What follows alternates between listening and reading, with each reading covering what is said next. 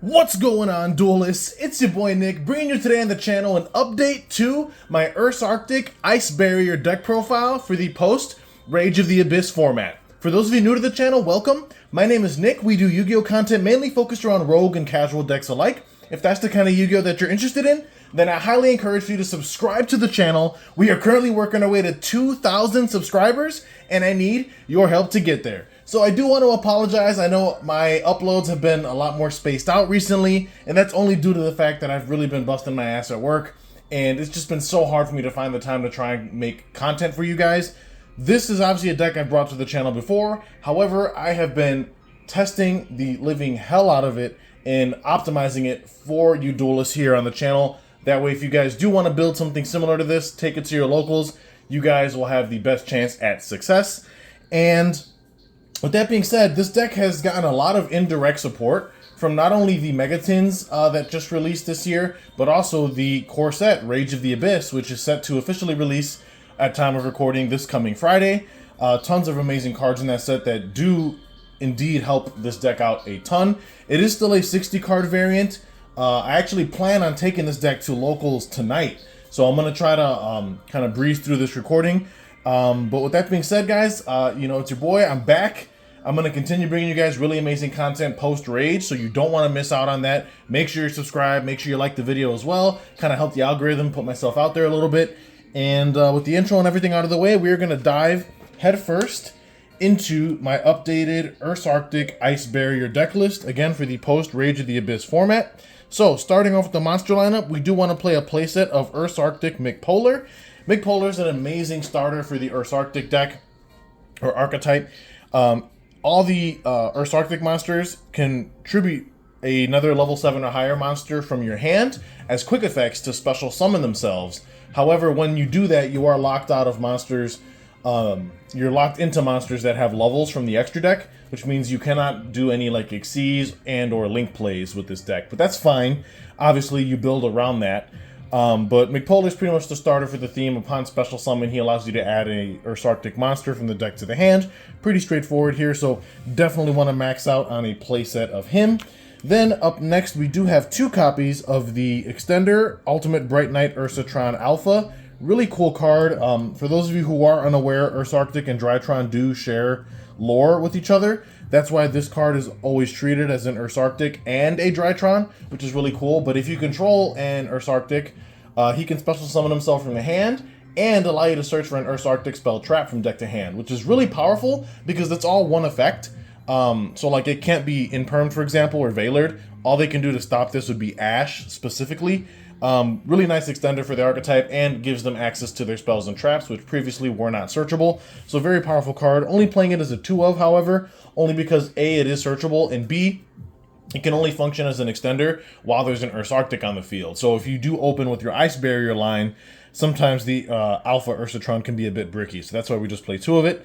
Up next is just 2 copies of Mictanis, followed by 1 copy of McBillis. We play 2 Mictanis just for the Graveyard Recursion. Both McPolar and Mictanis are bears that kind of refund their cost for their summon to some degree, because obviously each bear has to tribute a monster to summon itself from the hand, so you kind of go -1. McPolar gets you a search, which obviously refunds that cost, and Mictanis allows you to add an Ursarctic from grave back to hand, which could even be the one you tributed to summon it, which I think is cool. So 2 copies of Mictanis for that Graveyard Recursion. And then McBillis, he's just a 1-of. The only reason why we play 1 of it is simply because unlike McPolar and Mictanis, Billis is the only one that doesn't actually refund any value for you. He's strictly a minus, because when he's special summoned, he allows you to special summon an Ursarctic from the hand, which is cool, but can be a bit situational at times, and that's why we just play 1 of it. Like I said, you kind of break even in card advantage with Polar and Tanis. Billis is the only one where you don't break even on card economy. So that explains the ratios for the minor bears, as we call them. The minor bears are like the level 7 beast type Ursarctics, and they have the more like proactive like effects. Now moving into the mega bears, as we call them, are triple copies of Ursarctic Mega Tanis, followed by 2 copies of Mega Polar and 2 copies of Mega Billis. Now the mega bears, as we call them, or major bears, these are the beast warrior type tuner monsters, and they're level 8s. All the minor bears are 7s, and they're beast type. all the major bears are Beast Warrior type and tuner monsters, and they're level 8. Ursarctic is the only archetype in the game currently that messes around with the dark synchro mechanic from the anime, where they synchro summon but subtracting the levels instead of adding them, which I think is a pretty cool gimmick. But like I mentioned before, the minor bears are more proactive. The major bears are more reactive. Still have the same summoning condition as the minor bears, where you have to tribute a level 7 or higher monster from the hand to facilitate their summon. However, all of the bears, both major and minor, are all quick effects, something that I don't believe I touched on already, which means that you can use them on your opponent's turn, which is really cool. But the major bears, they have more of the reactive effects. So instead of like plussing you, they have effects that kind of like disrupt your opponent. So in Megatanus' case, he can target a monster the opponent controls and flip it face down. So it's pretty much like an archetypal Book of Moon. Megapolar on special summon allows you to destroy a spell trap the opponent controls, so MST basically. And then Megabilis allows you to target a card in the opponent's graveyard and banish it. So pretty much DD Crow for the archetype. The only caveat is that none of the Mega Bears can trigger unless you control an Ursarctic, which is a little bit of a downside, but not too much. And they also have the more formidable stats, as opposed to the minor bears, who are all like 700 attack, if I'm not mistaken. These bears pack one heck of a punch at 24, 25, and 2800 attack, respectively. But together, the major and minor bears work with each other to help give you advantage, disrupt your opponent, and help you get into your Ursarctic Synchro bosses, which are absolutely insane in my opinion. So overall, a very fun deck and also very budget. And like I said, it's the only archetype in the game that messes around with the dark synchro mechanic. So because of that, I actually thoroughly enjoy the deck. Even if, it's not the greatest deck in the format, for example. Not that I'm expecting it to be, but it is so much fun every time I do play it. So now moving in to the Ice Barrier part of the deck, we have a playset of Revealer, which is pretty much the main starter for your Ice Barrier combos. Revealer is pretty much like an archetypal Christian Halka Fibrax to some degree. At the cost of a discard, she allows you to special summon an Ice Barrier Tuner straight out of your deck, which is obviously really strong. And then all the Ice Barriers have like these weird like floodgatey kind of effects. So Revealer's gimmick is that your opponent cannot tribute summon, which, let's face it, it's not that relevant unless your opponent's on like Floowandereeze specifically. But also she can substitute herself by banishing herself from grave to pay the cost for any Ice Barrier monster that would discard for cost to activate, which I think is really cool. So playset of Revealer. Up next is another playset of Mirror Mage of the Ice Barrier. Absolutely incredible card. Brand new out of the most recent Battles of Legend Terminal Revenge set. We max out on this card because she's just simply amazing. Has an incredible graveyard effect where when she's sent to grave by any means, she allows you to add an Ice Barrier card that's either in your deck or banished to your hand. In addition to that, while she's on the field, you contribute any monster you control to then special summon up to 3 Ice Barrier tokens. They're all level 1, and then her level increases depending on how many tokens you summon, the maximum being 3. So not only is she a tuner that modulates levels, she helps search for key Ice Barrier pieces from either deck or banished to hand, and she's a level 2 tuner herself. Just an amazing combo piece. Definitely want to max out on this card, no questions asked as far as that goes. Then we do play 2 copies of Georges, Swordsman of the Ice Barrier, another brand new card from the most recent Battles of Legend set. Georges is kind of like what Ursarctic Alpha is for Ursarctics, where if we control an Ice Barrier monster, Georges can special summon himself from the hand in defense position. In addition to that, if he's normal or special summoned, he can special summon a level 5 or lower Ice Barrier monster from our hand or graveyard, which makes Georges an extender who extends even more. Like he summons himself, which is already extension, but then he can also bring another body with him, which just makes the card really strong in my opinion. But again, just like Ursarctic Alpha for the Bears, Georges can only do that if you control Ice Barriers on the field, which means in certain scenarios, Georges can be a bit bricky. But what is cool is that Georges happens to be a level 6 tuner, which means that Georges plus a minor bear, the level 7 Ursarctics, can actually synchro into the Ursarctic Polari, which is one of their level 1 synchros, one of 2 level 1 synchros that exist in this game. But Georges is an amazing monster. His Floodgate-like effect only applies while you control another Ice Barrier specifically, but the effect is pretty strong, and it states monsters that are in your opponent's graveyard cannot activate their effects. So kind of like a pseudo Abyss Dweller of sorts. Very powerful floodgate effect there. So we only play the 2 copies of Georges. Something to note is that, like I said, Georges is a tuner, and so was Mirror Mage, which means that both of those cards are summonable off Revealer from the deck, assuming her effect resolves. Then we do play 1 copy of Hexa Spirit of the Ice Barrier, just another amazing Ice Barrier monster, also a tuner, which is summonable by Revealer. His effect is that he can send any level 3 or lower Ice Barrier monster from our deck to grave, and then his level becomes the level of the monster that was sent. In this case, the only valid target we do play is Mage, which is an amazing dump, obviously, which makes Hexa kind of a pseudo-starter in his own right. There's obviously some really cool combos you can pull off with it, but his Floodgate-like effect is monsters your opponent controls lose 500 attack, which, again, not that relevant, but it can come up in some scenarios. And then for the last main deck Ice Barrier, we play as 1 copy of the General Raiho. Not a tuner, unfortunately, but an insane Floodgate-like monster where whenever your opponent would activate a monster effect, they have to discard a card in order to let that effect resolve. And if they don't, the effect just gets negated. And that's just on a non-activated condition that Raiho applies while he's on the board, which is really insane. You're probably wondering, though, how we're getting to all these, and it makes a lot more sense when we get to the extra deck, because one of the new Ice Barrier Synchro monsters allows us to cheat a bunch of these cards out to the field for practically free. So, moving on with the rest of the monster lineup, playset of Ice Jade Ran Adrian. Again, pretty much just a quick way to make a level 10 Water Synchro, but she happens to be level 7, which means an Ursarctic can tribute her for cost to summon themselves, which I think is really great. So we max out on her just to help with consistency. Pretty great non-engine piece as far as I'm concerned. Then we also main deck a playset of Molcharmy Perulias. Obviously, I'm aware that Molcharmy Furros, which is the new Molcharmy in the Rage of the Abyss set, has come out, and you would wonder why we're not main decking that instead of Perulia. The reason for that is because Perulia happens to be water, and it just synergizes with the deck a lot more. It plays into certain combos we can pull off, because this deck tends to like to go first more than it wants to go second. So that's my reasoning for main decking the Perulia over the Furros. But that doesn't mean that we don't play Furros, though. I guess you'll have to finish the profile to figure out if we run it. Moving on, though, we do have a playset of Nibiru. Not only is it an amazing hand trap this format, especially in the absence of cards like Appaloosa, but it happens to be level 11, which means that any Ursarctic contribute it to summon themselves, which makes Nib kind of like an engine piece at times as well, if it's not able to be used as a hand trap, which makes it pretty versatile. Now, brand new out of Rage, because like I said, you thought that there wasn't any support for this deck, but there is a bunch of indirect support from Rage.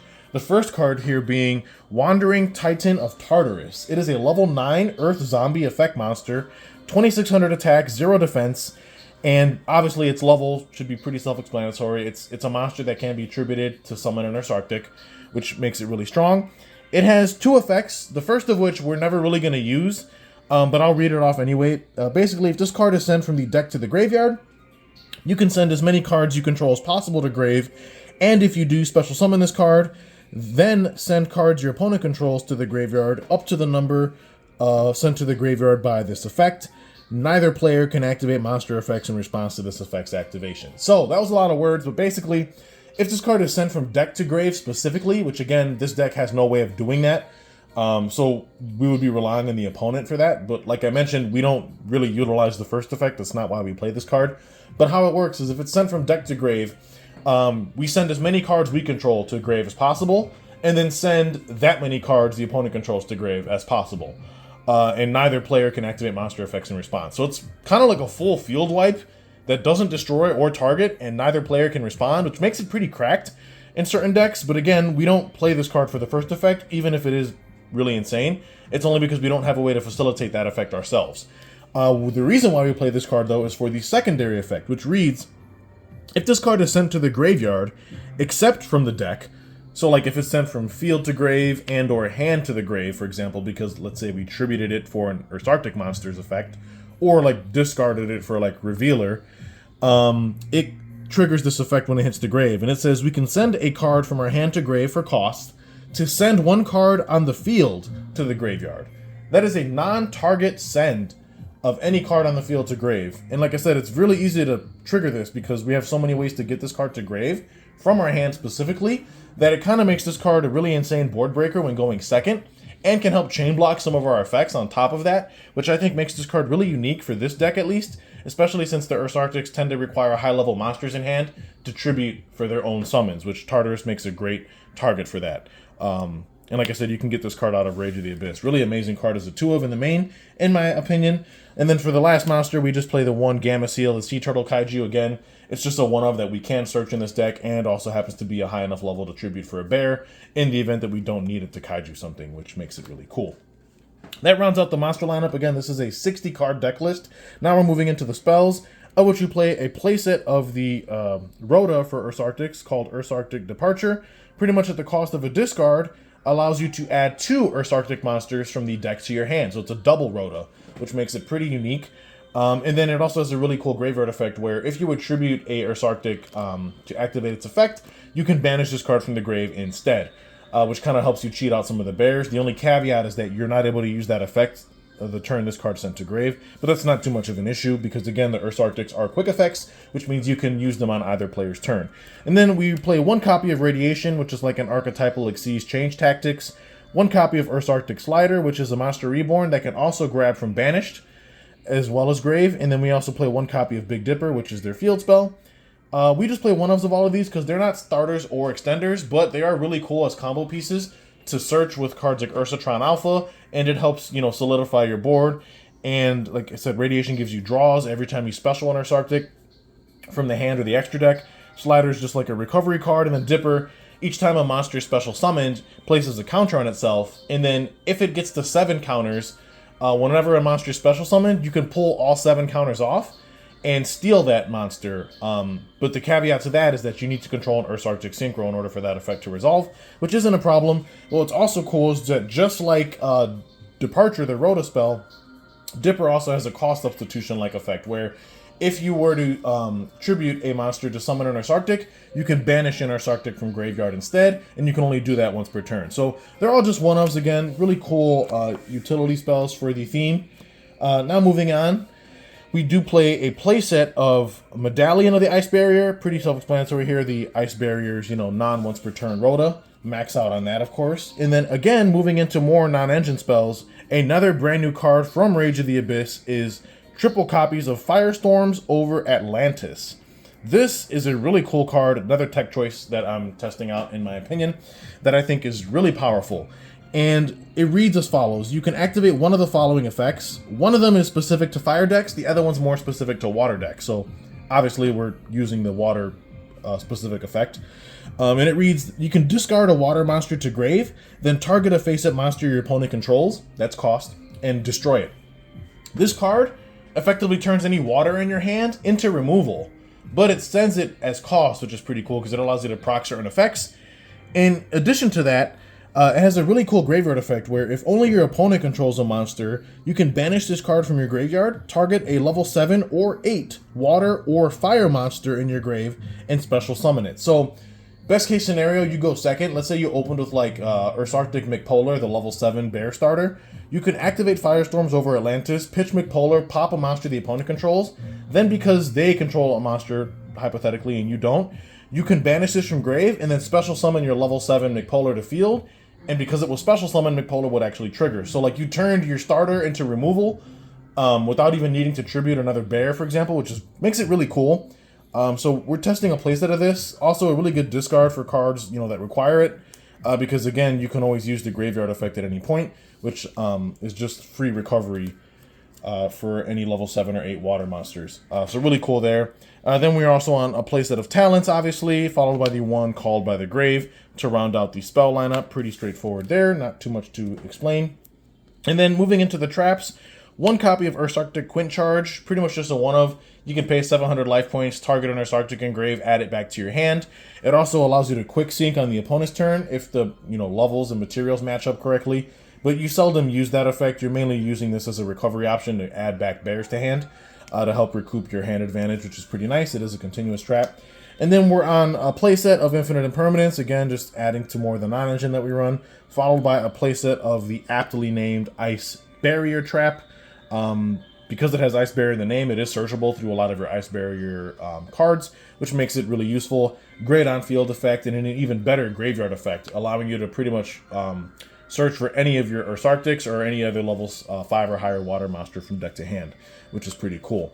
So that rounds out the 60 card main deck. Now we're going to be diving headfirst into the extra deck, of which you play 1 copy of Ursarctic Polari and 1 copy of Polar Star, the only level 1 synchros in this game, and they are archetype locked to Ursarctic, because again, Ursarctic's the only archetype that does the reverse synchro mechanic by, synchro summoning using the subtraction of levels, which, because of that gimmick, it's the only archetype that could have a level 1 synchro, because a level 1 synchro wouldn't work anywhere else with any other theme. Very cool cards. Polari allows you to activate Big Dipper, their field spell, directly from the deck upon summon, which is pretty cool, and allows you to recover Ursarctics from the graveyard, either to your hand or special summon them from the graveyard, which is pretty cool. Polar Star allows you to cheat out some of your bigger Ursarctic synchros for free, which we'll get into shortly, but he also gives them an additional floodgate-like effect where if you synchro summon them using the Polar Star, they gain the ability to where your opponent cannot activate the effects of monsters with a level that were summoned from the extra deck. So it pretty much shuts them out of using synchros and fusion monsters, which is pretty cool. So just one-ofs of each of those. Not too much to explain there. Then we're also on 1 copy of Brionic as just another target that we can make with the Ursarctic line, followed by 1 Coral Dragon. Again, 2 really strong level 6 water synchros. 1 copy of Glacial Beast Iceberg Narwhal, another really niche but cool level 7 water synchro. And then moving on, we do play 1 copy of the Ursarctic Septentrion, which is the Ursarctic boss monster, and 1 copy of Ursarctic Grand Chariot, which is their other boss. Septentrion is pretty much like a skill drain on legs for any monster summoned from the extra deck without a level, in this case being Xyzes and Lynx. So if you make Septentrion using Polar Star, you pretty much shut your opponent out of using their entire extra deck, because you negate monsters with and without levels that were summoned from there, which is pretty crazy. And then Grand Chariot's just like on summon, he can pop up to 2 cards on the field and can protect your Ursarctic cards from targeting effects by discarding a card, which is pretty awesome. So 1 and 1 for each of those, really amazing cards. Then we do play 1 Adamancipator Risen Dragite, 1 copy of the Croco Dragon Archithus, 1 copy of the original Trishula Dragon of the Ice Barrier, really amazing synchro even to this day. Then we also play the 1 Ice Jade Gamir Aegerin, followed by the 1 Supreme Sovereign Chenging for some really cool level 10 water synchros of choice. And then for the Ice Barrier boss, we do play 2 copies of Lancia, the Ancestral Dragon of the Ice Mountain. Really cracked card in my opinion. Each time your opponent would special summon a monster, up to twice per turn, you get to summon an Ice Barrier from basically anywhere.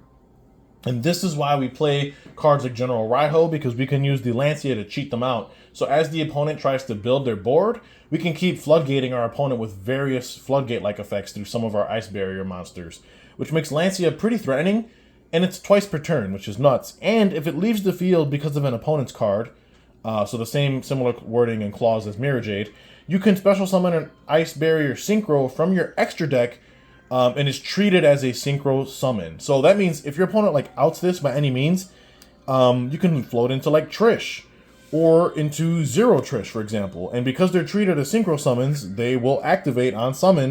In Trishula's case, banishing a card from hand, field, grave.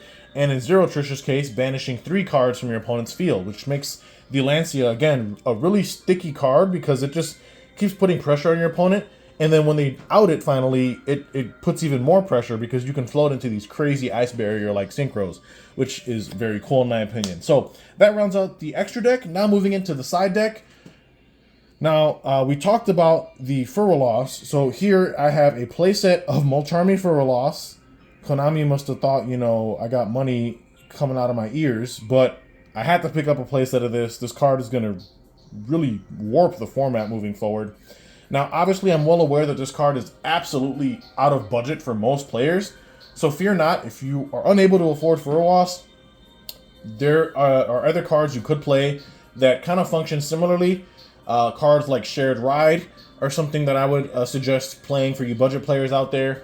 Another good card could be something like Fantastical Dragon Phantasme. Not only is it a tribute for a bear, because of its level, but again, it also helps dig deeper into your deck for certain things. Otherwise, you could just play any other non-engine piece of your choice, because again, this is sided. We side deck this and main deck the Perulia. Like I said, Perulia is a water attribute, which makes it combo a lot easier with our deck. Furrows, we only side into when we know we're going second specifically, because that's really where this card is going to shine most. If you go first with this card, it doesn't really do much for you. So we just sideboard the playset of it for this deck, because again, this deck, you know, being that it negs through cards pretty fast because of its inherent playstyle, you need something to help recoup those losses. Then we do play 1 copy of General Wayne and 1 copy of Medium, just additional ice barriers we can summon off Lancia depending on the matchup. You know, for more spell trap heavy decks, we can side into those. We also side deck a 3rd copy of the Wandering Titan of Tartarus for when we know we're going second. Like I said, Tartarus is just an amazing card to break boards, so we main deck 2, side deck 1. And then, of course, rounding out the side, playset of Dark Rulers, playset of Cosmics, again, just your typical staple spell cards. Dark Rulers to assist with going second, Cosmics to help again with those back row matchups. And then to round out the last card on the side is a TCG exclusive, actually, a playset of a card called Synchro Forceback. If you notice something about our extra deck, it's entirely comprised of Synchro monsters. A lot of that has to do with the Ursarctic restriction of them locking us into monsters with levels, which means we can't make Xyzs or Links. So we stick to the Synchro plan. And Synchro Forceback states that we can target monsters on the field up to the number of Synchro monsters we control with different names and return them to the hand. So it's like a really interesting compulsory evacuation device of sorts for multiple cards, which is cool. And you can even bounce your own cards, which is interesting because that can help you dodge out of certain removal, which I think is pretty neat. So that's going to round out my update to Ursarctic Ice Barrier post Rage of the Abyss. Let me know what you guys thought of this deck. Like I said, I plan on taking it to a locals tonight. So I will do my best to let you guys know how that goes. And I know I promised you guys a live duel video in my last Volcanic deck profile / combo tutorial. I am pleased to announce that a live duel video will be coming up on the channel soon, and it will be against the Volcanic deck. And a close friend of mine will be piloting this Ursarctic Ice Barrier list. So you guys are going to get to see the water versus fire matchup of the century. So stay tuned for that so you don't miss out. Like I said, make sure you're subscribed, like the video, comment down below on what you duelists thought. And with that being said, this is Nick hitting that end phase. Peace.